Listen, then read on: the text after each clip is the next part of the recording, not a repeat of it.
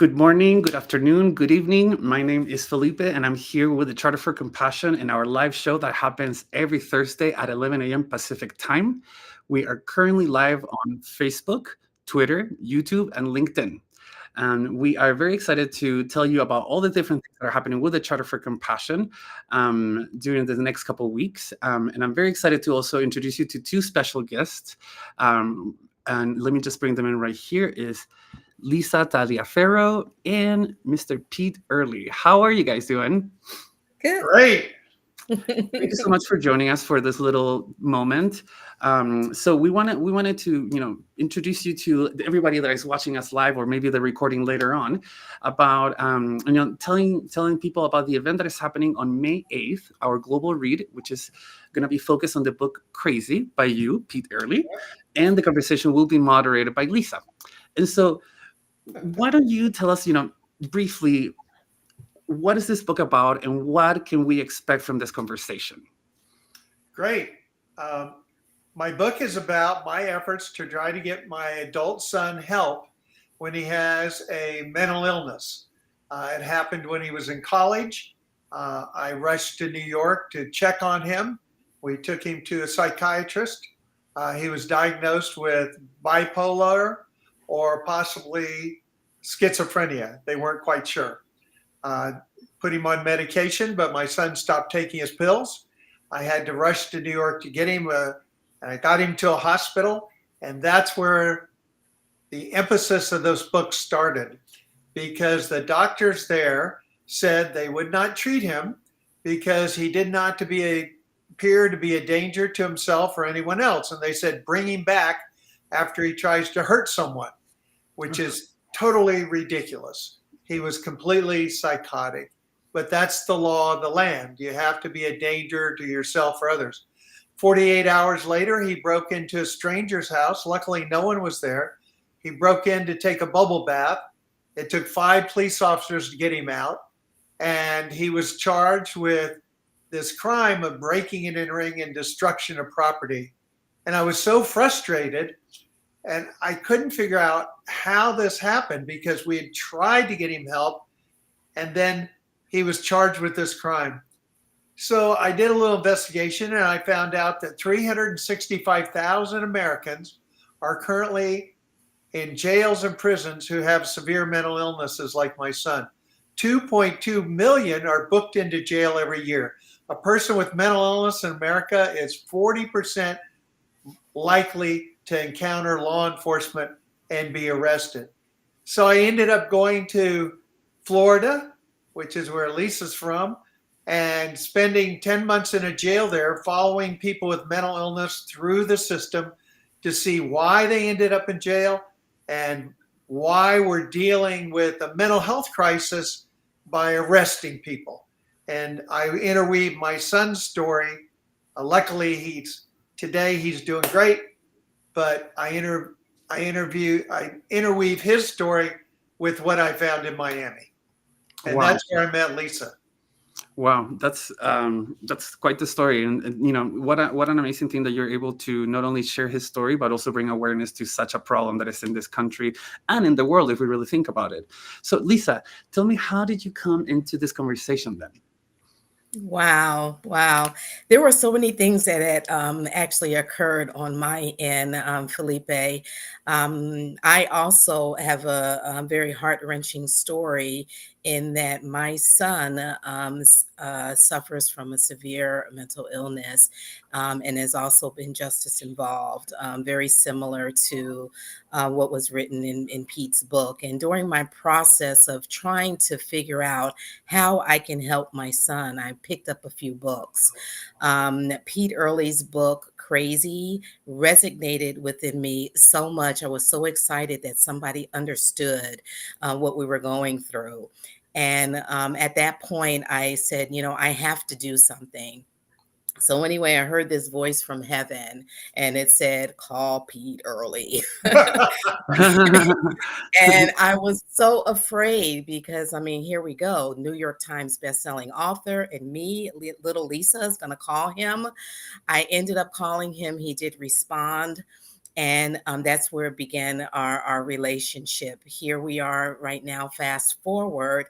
I have been able, it's been 2 years now, and I have a nonprofit that is basically birthed out of the pain that is turned into passion to be able to help not only my son, but people like my son and also people like myself, parents, loved ones that suffer as they are trying to help their loved ones to navigate through this mental illness and sometimes even incarceration. Wow. Wow. And so once again, we have a similar story where we are transforming a tragedy into, bringing awareness and trying to help other people. And what an example of compassion that is, right? When we sometimes experience those things, we are able to put ourselves in somebody else's shoes and understand what the situation is and try to eliminate that pain, which is the meaning of compassion. So I have put on the chat for everyone that is watching, I have put the link for the event that is happening on May 8th. This is, I'm sharing my screen right now, Crazy, A Father's Search Through America's Mental Health Madness by Pete Early. The conversation will be moderated by Lisa. And this is going to be a great event that is, again, May 8th at 9 a.m. Pacific time. And then also, I am sharing with you Patients Not Prisoners, which is the organization that Lisa founded. So that is also in the chat, so people can learn more about this organization and see how can people get involved. So with that in mind, what, since we had this conversation already, and I appreciate you both being here, what is an action step that you would like to invite people to do while they're watching us right now? Well, I think the key is to get involved. First of all, you have to realize what a huge problem this is. The National Alliance on Mental Illness likes to say 1 in 4 families have someone who will undergo a mental health crisis. And what's tragic about this is we know how to help most people with mental illnesses. We just don't do it. And what I mean by that is my son went through 5 years of pure hell. Finally, he accepted his illness. We got a doctor who actually listened to him. We got him on medication. Medication helps him. And he ended up moving into his own place. Even though he shared it with 2 people who had paranoia, it was important for him to live independently. And then he said, his counselor said, well, you should get a job. He said, what can I do? I have a mental illness. She said, knock it off. Control the illness. Don't let it control you. And he was pushing grocery carts outside a hardware store. And he got really depressed because all his friends were doing well and moving on with their lives. And he was 30 and he's pushing carts. And she said, no, you come to one of my meetings. You're doing great. And she went to one of these therapy meetings and he met people who were not doing as well. And he realized he could share his story and inspire them. And today my son works as a mental health counselor. He has a social work degree. He lives independently. He's just doing fantastic. And there was a time when I thought he'd either be dead in jail or, in some kind of homelessness. Mm-hmm. And it just shows that if you give people hope, if you give people job training, if they want to work, if they can work, if you give them housing and you give them good medical care, they can recover. And those are the essential clues. And what we're trying to do is spread that message instead of locking people up, which wastes time, wastes money, and hurts people. And, here in Fairfax County, Virginia, it costs $55,000 a year to lock someone up with a mental illness. For half that, you can provide them with care, housing, and therapy. And that's what we should be doing. And that's what Lisa's all about. I love that. Thank you so much for sharing that. Lisa, any words that any items of action that you would like to leave our viewers with before we finish our conversation? Yes, I'd like to leave our viewers with 2 very important actions. As Pete said, we can change this narrative. Unfortunately, my son is not doing well right now, and he is in the mix of all of this that Pete spoke about. But one of the things that we're doing with Patients Not Prisoners is we have made a goal to have a mental health court in every single county in the United States. This way, if people like my son, like Pete's son, get into some type of situation because of their mental illness and they might not be able to really clearly understand their boundaries, let's not lock them up. Let's have them to go, because we have to be accountable, but let's have them go through a mental health court. This way, if they go through a mental health court, their sentence is not going to be punitive, but more restorative. And Amen. that's what we're doing here at Patients Not Prisoners. If you go to my website, send us a message. I'll tell you exactly what needs to be done to start this in your county. Our government has funds. They can do this. So let's make it happen. The second thing, really quick, is that I want people to really understand that the month of May is Mental Health Awareness Month. I actually want to change that. I want to call that Mental Health Action Month. Okay. We're already aware. We already know, right? We know that there is a mental health crisis. Now it's time to do action.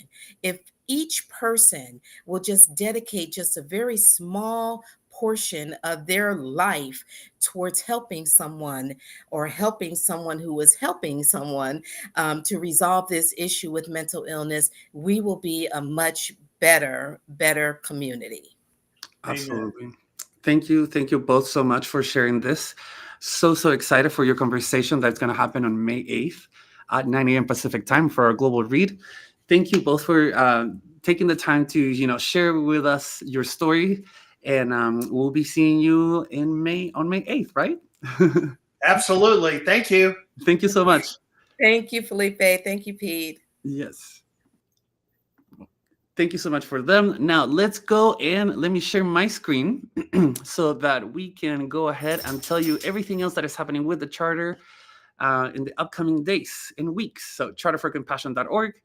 Easy to go to all the events, join upcoming events right there, and you can see right here all the things that are happening. So we already passed Golden Rule Day, which was an amazing day. Let me tell you, last Friday, we were able to broadcast 7 different streams from around the world, all focused on the Golden Rule. And you are able to watch all those things on our YouTube channel. All those recordings are there for you to watch.